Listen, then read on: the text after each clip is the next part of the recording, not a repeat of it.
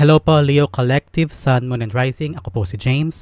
Welcome to James Tarot PH. So diretso na po tayo sa inyong weekly reading for January 27 to February 2. Naka-pre-shuffle na po lahat ng tarot and oracle decks na gagamitin natin. So start na tayo. One final cut. So take nyo lang po what resonates and leave the rest. Let's start. Your overall core card ay Six of Cups. In the position of what you want, we have the Four of Pentacles. In the area of what you need is the World card. In the recent past, you have the Hierophant. In the near future, you have the Eight of Swords. Ang inyong challenge this week ay Four of Wands. Ang inyong potential windfall or fortune ay the Magician. Ang inyong area of the advice ay Seven of Pentacles and the Hermit card. At ang inyong outcome, we have the Wheel of Fortune. A very good outcome indeed. At the bottom of the deck, we have the Knight of Cups, an offer is being granted to you this week. So probably it's about a job offer or a new venture, business venture, or someone that will come to you this week that will give you a love offer or something na mas bibigyan mo ng importansya this coming week. So let's start with the Six of Pentacles. This is about a card of nostalgia and childhood memories. You're being encouraged to be playful and to just enjoy life more, just like tong kabataan mo. Someone will come to you with a gift, probably someone you know from the past or your lover or a family member, but you're also, I'm seeing here na parang you are gifting your inner child a gift, probably a shopping gift. I'm seeing you indulging sa mga bagay na mas magpapasaya sa'yo, parang nurturing your inner child, pang ganon. So let's clarify. The Six of Cups is being clarified by the Page of Cups. Yeah. Something new, something na parang ikatutuwa mo, something na parang pupuno doon sa bagay na kulang sa'yo, and this is something na parang matagal mo na rin pinoproblema na nag-uugat from your childhood memory. I'm seeing you having this a wonderful surprise. Someone will come to you na magpupuno ng cup na parang gusto mong offeran. Yeah, so this is about something na matagal mo na rin gusto at matagal mong minamanifest. Akyat tayo sa area of your subconscious and conscious area. We have the Four of Pentacles in the area of what you want. Ito ang gusto mo ngayon. Stability, financial stability, support from your mindset to your money at saka sa iyong material things. So ito yung parang pinakakaabalahan mo ngayon with the pursuit ng mga bagay na nawala sa iyo noon o mga bagay na hiniling mo noon. Nawala ka and now para may darating na para pumuno nun. Four of Pentacles is like a confirmation of you wanting to have that stable life para sa iyo at saka sa family mo. So the Four of Pentacles is being clarified by the Empress. Yeah, you're building something you want na parang magbubunga sa mga bagay na gusto mong hilingin o tinatrabaho mo. If it's about a job, ngayon, you want na para ma-promote ka or you want something else, a more stable job o kaya gusto mo ng mas stable na bahay. I'm seeing you planning na para makalipat na mas maayos sa bahay. Kaya yun ang binubuo mo na magbunga at magkaroon ng fruition. Now, in the area of what you need, this is what you want and this is what you need. The world. You need a completion.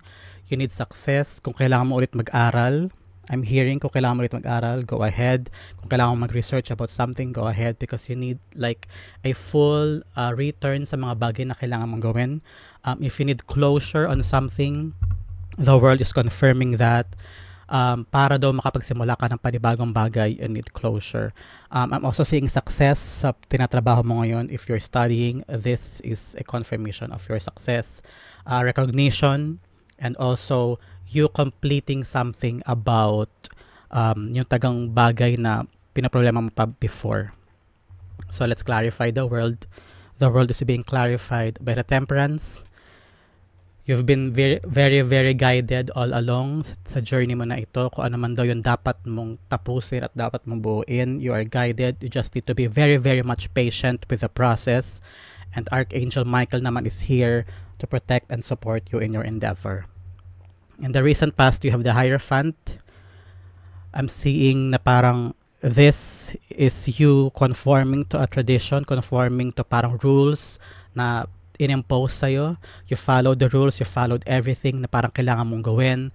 And you are parang not blindly, but you know na kung gagawin mo ang isang bagay about a work, about a job, you need to really surrender and work for a boss or work for a supervisor. Because at school, you've been really, really keen on following orders from your teacher or your principal or your higher ups. So now, yung parang you want na to go to something else with a page of cups, something new, something brand new. At yung taong darating na yun, bibigay sa'yo ng pagbabago na kailangan mo. So the Hierophant is being clarified by the Magician. Back then, you're just doing whatever na inuutos sa'yo. Kung ano yung pinapautos sa'yo, ginagawa mo at sinusunod mo. And you're doing it perfectly. Kung ano yung eksaktong tinuro sa'yo, yun din ang ginagawa mo. You're very, fiery eh. You have that passion within you as a Leo, di ba? So, nagustuhan ka naman, parang you are really, really, you have a really good name dun sa mga higher ups na tinatrabawan mo noon. But now you're longing for something in the past and you want to parang reconnect with someone in the past na parang would bring a much needed life and also love and happiness to you. But now in the near future, this may be sounding negative, but you feel stuck. You feel na parang you want to go somewhere but you don't know how to do it. So ang Eight of Swords is telling you na parang yung stuck energy o yung parang limitations that you feel ay nasa utak mo lamang. It's just an internal realization of something. So you really have to push yourself out more. You're very outgoing as a Leo. So this parang stuck energy na naramdaman mo is not really very Leo, di ba? So ikaw lang din ang makakaalis itong mga tali na to at saka blindfold na to sa'yo. Know that you are enough, that you are worthy, and that you have what it takes para magawa itong mga bagay na gusto mong gawin. This stability na kailangan mo at itong tinatrabaho mong project na ito, matutupad to.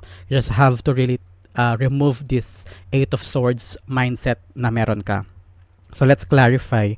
The Eight of Swords is being clarified by the Star. You have to really have hopes within you na malalagpasan mo to. The Star is about hope, trusting yourself, trusting your intuition, knowing that the higher power is there for you, to guide you, para makawala ka dito. Change your mindset, change your perspective, and everything will come to you sa mga bagay na gusto mong mangyari. You just have to really shift that notion or that perspective of yours sa near future. In the area of your challenge, it's the Four of Wands. You parang nahihirapan ka rin magsaya. Parang you're turning down invitations on weddings or parties or kahit anong invitation that requires you to just relax and sit down. The challenge also for you, I'm hearing na parang nahihirapan kang i-accomplish kung ano man yung gusto mong gawin ngayon. You're feeling like you're in limbo right now. So ang Four of Wands is telling you to just relax, enjoy.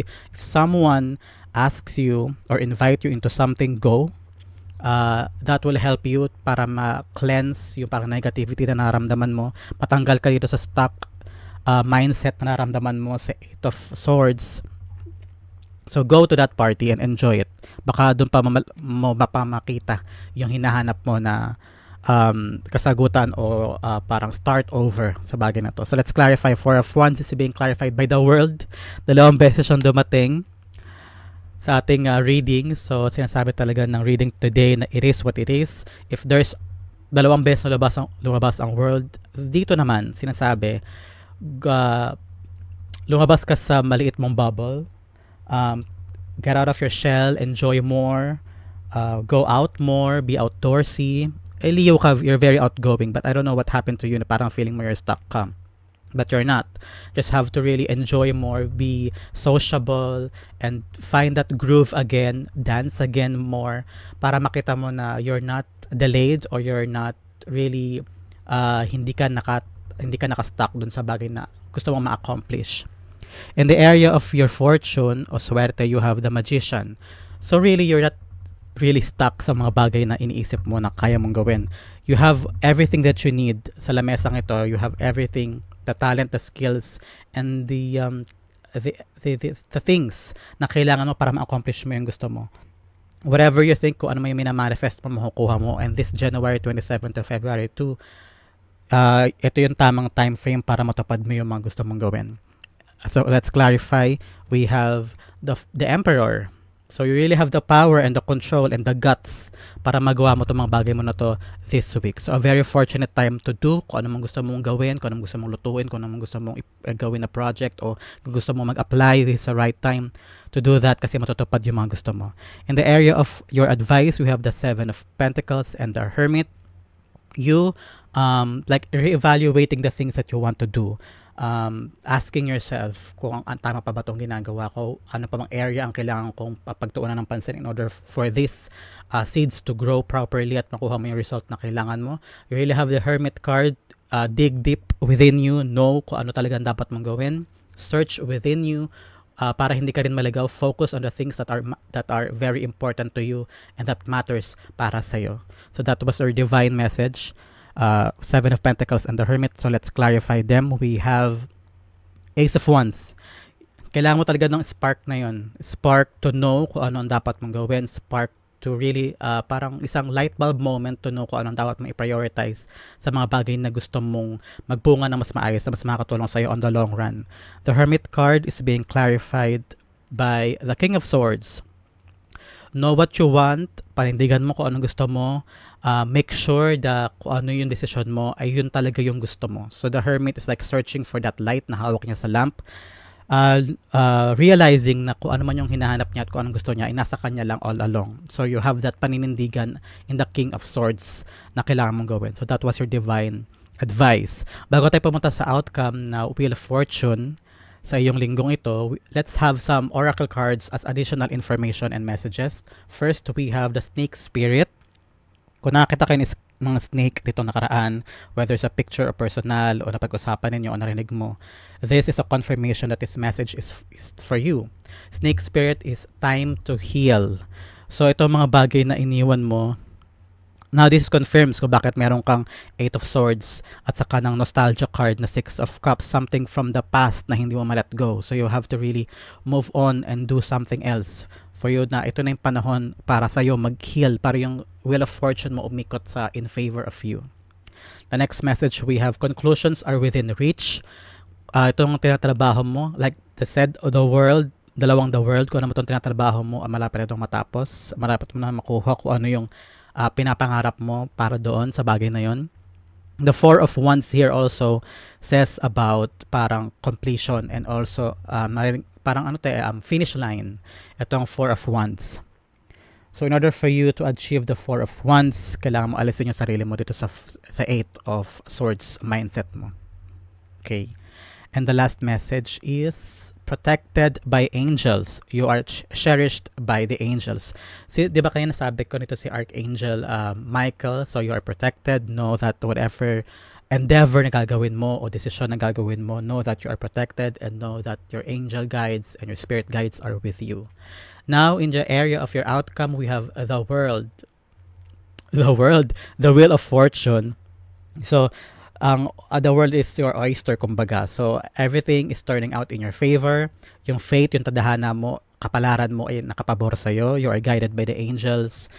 Kaya, it's a really, really good card for January 27 to February 2. So, napakasayang, napakagandang turn of events for you. So, the Wheel of Fortune is being clarified by the Five of Cups. Kung ano man daw yung mga nangyari before, know that the divine power has something in store for you na ikakatuwa mo. Kalimutan mo na yung mga regrets, mga failures, mga rejections na naranasan mo before. Get out of that Eight of Swords mindset. At merong isang nakatago there for you na kailangan mo i-grab at kailangan mong kunin because Five of Cups is about turning your perspective into something else. At makikita mo doon na may bagong mas magandang potential at mas magandang bagay na nakalaan for you. So the wheels are turning for you kung you will use the Five of Cups mindset. Look at the other way, nandoon ang swerte, nandoon ang magandang kapalaran for you. So, that is your January 27 to February 2 kapalaran, Leo. Thank you again for watching. Kung naka-resonate kayo, comment po kayo sa baba and I'll be reading your stories at mag-reply po ako sa inyo. Don't forget to like, share, and subscribe. Thank you again for watching. I am James. This is James Taro PH. God bless everybody.